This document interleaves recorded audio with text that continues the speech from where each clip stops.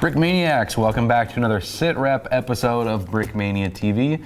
Dan, what do we got going on? We got all kinds of stuff going on. Yes. If we just go down our list, that might be the easiest. Starting with the M4 Sherman, how about that? Yes, yeah. Restocks. We'll start with a Restocks. Hugely popular kit. It's our M4 Sherman. And we have a really awesome new release that we're going to get to in a little bit. Right, there's a reason why we restocked the M4 Sherman. Yes. This week. M5A1 Stewart. M5A1 Stewart's been out for a little while, so we have them back in stock. You got your American medium tank, American light tank. Yep. We are coming up on the 75th anniversary of D-Day here, and both of these would be representing the Americans on D-Day. Absolutely. And the other one, this while we're talking restock. Yes. Cody's little quarter-ton utility truck Jeep. Very cool. This is the latest of Cody's, latest version. How many Jeeps Brickmania's made? A lot of different versions. This is the latest. This is the best. This is the coolest one. The one to come. That is quite the restock lineup. But. Yes, they all have a lot. There's a lot of stars there. Speaking of stars, we restocked the star tile. Restocked the star tile. Is that correct? Yes. We've had some complaints before that, hey, you printed my star crooked. No, he didn't. Just turn it. Yes, that's a thing, people. So it's an easy thing. Well, we'll have a strange stories of customer service video sometime soon. It does, yeah. Or if you do want, wouldn't the British paint the stars on crooked sometimes? Yes. So on purpose. If you look at old pictures about D-Day, right before D-Day, and I think this happened also at Anzio. In Italy too, that all of the Allied vehicles were ordered to put stars on all of the vehicles, so that they would be distinguished from the Germans. They picked the American white star. Not everybody was happy about that. So you see Canadian and Australian and British Commonwealth and British vehicles with the star upside down, crooked, sideways. Yeah, I can see that the reason for being unhappy about that. Also being restocked, they have a whole lineup of helmets. Oh right, M1 steel pot helmets. There's a whole bunch in the pipeline. We've just had a run on all of our printed helmets. They've been super popular. And the first wave of restocks will be more. So if you don't see what you're looking for, medic helmets, all that stuff, they will be coming back. Mm-hmm. Just be patient. There's only so much we can print at a time. Yeah. All right, cool. That is a solid restock lineup here. Yeah. So moving on to the new releases, let's just jump right into it. We got the all-new Sherman crab add-on. Let's talk about this thing, this bad boy. So here's the actual package. It's just the add-on. You don't get the Sherman. You have to buy the Sherman separately, and then you buy the add-on pack. Or if you already have your Sherman, the add-on pack is available. Yeah, there are so many. What are the funnies, right? Hobart's Funnies. This is one of Hobart's Funnies. So that was a British general, World War II, who created all these tanks, special purpose tanks for use on D-Day and other landings. So let's just show how this works. There's another video, of course, but I just like doing this. Full review video for this. This is Cody designed us. Look at that. If you get it going fast enough. But yeah, so these were used to, it's a mine clearing device used by the British to clear paths off the beach in Normandy and other places. These were used throughout the entire Western Europe campaign. Some awesome. Yep, separate video, look for the separate video. Yeah, and Cody, we're working on all the different Hobart's Funnies, right? So well, not all. There's a few. There's like bridge layers. There's other mine clearing devices. There's a whole lot of the DD tanks, all that stuff.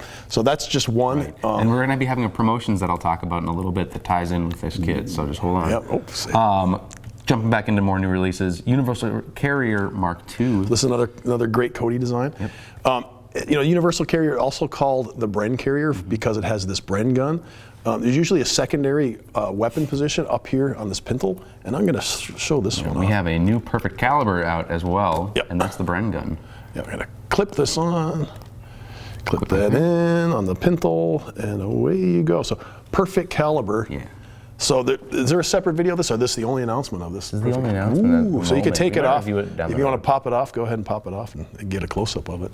Looks pretty sweet on the carrier, though. Yeah, so perfect caliber means we actually take the gun, print super high detail onto the actual gun itself. We have to flip it over, so it's actually two prints. So it's just simulating, basically getting you all the detail. Yeah, we got to capture that wood grain very nicely.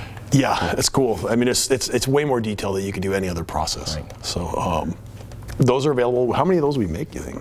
A couple hundred? 100, 200 maybe? Yeah, so those will always go fast. They're very time consuming. I don't remember the quantity. It's like we make them a few at a time. It's tough. So. It's mind blowing. Going with this Bren gun is also released the 6 Yep, back to the 6-pounder. This is a little short video that goes through the paces of this, but this is a replacement for the 6-pounder gun. We've done a few versions. This is the last version that they would have used in World War II. It has that not perfect caliber. It has a Brickmania hand. I don't know, it's a 3D printed. It's 3D printed. Custom 3D Opposite printed. of hands. No. Yeah, it's actually done. Robots. It's done with a laser, using a robot using a laser. Robot It's crazy. laser. Yeah, it's mind blowing how it's done. So we're using the latest robotic laser technology. So we're one step away from Skynet taking over. Bring it on. Right. So that comes with it. It's a cool little thing. I won't even. No, I don't want to even get into it because. Don't even. I don't even want to get into it. I just because I kind of do. It sounds. I'm already doing it. Okay. So look, it folds up and you can tow it behind your Bren gun carrier. Who's going to be driving that Bren gun carrier, Dan? This awesome Canadian guy. Check it out. Oh, we should have mentioned it comes with stickers, Canadian markings. Yes, Canadian. That's very for us. It's hail to our Canadian brothers. Canadian brothers. Yes. So. We have the all-new Canadian minifigure to go with this. That's a simulated wool texture on that uniform. Very, very, very similar to what the British would have been wearing at the time. There's some subtle differences between the British and the Canadian uniforms, but I mean, at a glance, they're almost identical. And what's that unit insignia they have? That's the Royal Winnipeg Rifles, I believe. So, I mean, it is. Yeah, so, that's awesome. Yeah, Since cool. Minneapolis and Winnipeg are like kind of sister cities, we're very close to each other. It's almost a hometown thing for us. Yeah, so these would have been among the very first on the beaches. Yep, and let's check out that helmet. It's the first time we've printed a Brody helmet, so we haven't. It's a waffle pattern there. No waffle, yeah. Some Canadian maple syrup to go with that. Right? Yeah, absolutely. Next minifigure for a new release to coincide with that D-Day theme we're doing is a Pointe du Hoc Ranger. So these it's Army Rangers. We got the insignia on the sleeve, that little lozenge insignia is what they called that, the blue insignia there. These would be the 2nd Rangers. 2nd Rangers were known for, they scaled the cliffs at Pointe du Hoc to destroy the German guns that were there. They did actually capture the guns that were up on the top. They weren't where they were expecting. They had to actually fight inland a ways in order to find the guns. They did find them. It's a pretty intense story. They took Higgins boats with special rocket-powered grappling hooks. Shot the grappling hooks up to the top. The grappling hooks had ropes attached to them. They scaled the cliffs, beat up the Germans. Pretty crazy. Found the guns, destroyed them, captured them. Crazy stuff. Crazy uniform too. He's got a little bit of a different uniform than what you might typically see on the battlefield. He's wearing those HBT trousers over his standard uniform, so that's kind of more of an olive color. Really similar to what the Marines in the Pacific would have been wearing, actually. He's got a battle vest. And he's got this assault vest. The assault vest, they use that a little bit during D-Day. Kind of a precursor to some of the more modern like survival vests that you'd see, but it ended up not being used a whole lot during World War II, from what I could tell. And he's got the gas mask bag, waterproof, hanging around his neck. On his shoulder, he's got that gas detection brassard, is what they call it, so it turns pink if there's gas. They luckily never used gas during World War II. So, life preserver belt. All decked out. Oh yeah, you get the paratrooper boots as well. So I found some pictures of those guys wearing paratrooper boots. That's a nice touch. Kind of cool. Speaking of boots, this is the kind of D-Day related. We have the World War II British boot pack. So it doesn't look like a whole lot on the front of the sticker pack here. So let's give a little shot of that. So if you've previously bought our figures or bought our British World War II British sticker packs for uniforms, this would be to complete the ensemble, and you have several different types of British boots. Right, yeah, this is kind of interesting. I was trying to figure out what the exact color I should put on there. For a lot of the web gear and for these leg wraps for the British uniforms, they started out with just blank, like just tan, just a regular tan like that. But then they were issued this stuff called Blanco, I believe. And it's just in different shades depending on what unit they were assigned to. So they would get kind of an olive drab, I think. Probably depending on which batch and which factory. Right, and there's so much variance between colors. There's no right color for really anything in the battlefield, depending on. It was an emergency time, war emergency. So you got two different kind of either a brand new leg wraps or maybe a sun faded kind of thing, and then you can have this like freshly cleaned green stuff. So nice. Yeah. Nice. Cool. So that's it for restocks and new releases, except the elephant in the room here. Dang. This is the one that probably the most anticipation of. This is Overlord Bricks. 16 different models. It lists 14 on the back, but there are 2 bonus models in here: the 25 pounder and the limber that goes with the CMP fat. So let me read off the list of what goes with it real quick. There's a separate video, mind you, that you can get in depth on that has all this way more in depth and all the models out. But for the purpose of this, we have, I'll just read them off real quick. SDKFZ 251 House of D, the Pack 40. This is ambush camo. You remember the kit a few years ago, very popular. That's now in the instruction book. The Panzer IV House of J, same thing. The ambush camouflage Panzer IV with the side shirts and skirts. The Focke-Wulf FW190F, that's Cody's Focke-Wulf that came out a couple years ago. Tiger 1 House of E, special, unique This is probably Tiger one of my camo favorite models in the book. So. Yeah, it is. Everybody's been asking for Tigers since the very first Brickmania book. There has not been a Tiger. And if you were the lucky few with the first Brickmania book, count yourself lucky. So not only is it Tiger, but it's in this cool camouflage pattern just for the book. So. And wrapping up the German side of Operation Overlord Bricks is the World War II German staff car, another retired Brickmania kit. For the Allies, because this is Operation, Overlord. Operation Overlord was the Allied invasion or liberation of France. That was the code name. So this book is Overlord Bricks. So you do have allies on this. So the Allied side, we have the World War II Jeep. It's similar to this one here. It's the first rendition of Cody's Jeep. The CMP Fat, which I mentioned. The 25 pounder artillery piece, the limber that goes with it. M10 Wolverine. Churchill Crocodile, that's the flamethrower Churchill. It's on the cover of the book, actually. Yeah, actually it is. We have the X-Craft, so that's a mini submarine that the British used. They snuck across the English Channel and charted the beaches and tested to make sure that the beaches were suitable for landing craft and ships. It was just prior to D-Day that they did that. Oh yeah, like the week before. I mean, they did it they surveyed for weeks looking at all the beaches, but they actually went right up, checked out the defenses of the Germans right before they landed.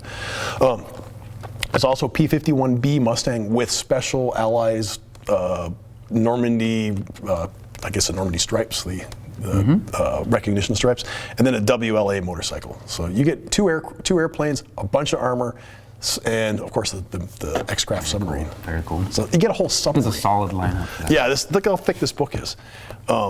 It's over an inch thick. It's that indestructible cover. I don't know what to call it. It's plastic, it's paper, but it will not.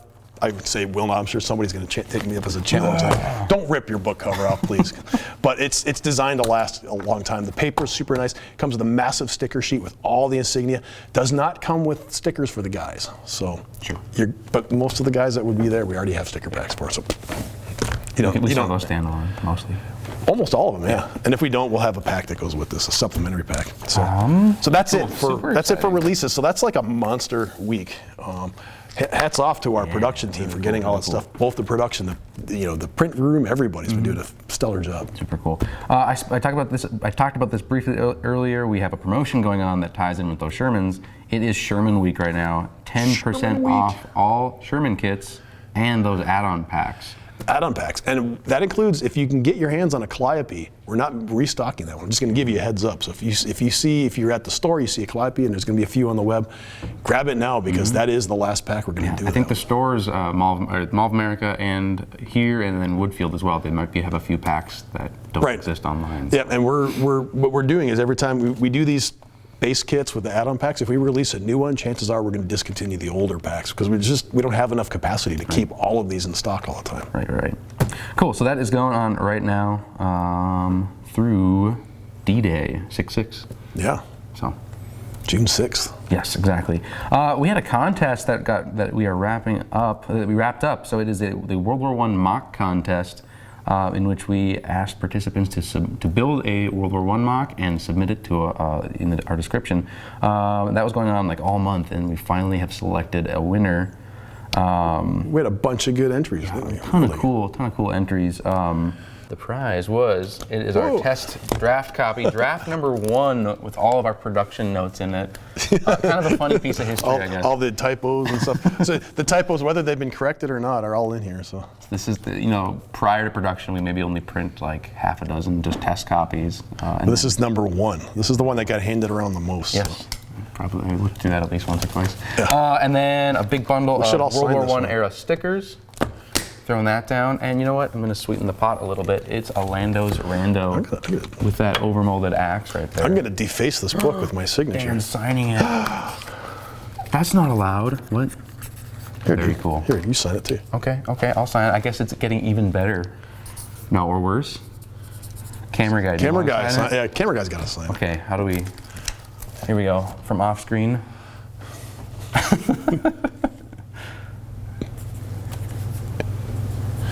Camera guy. W0.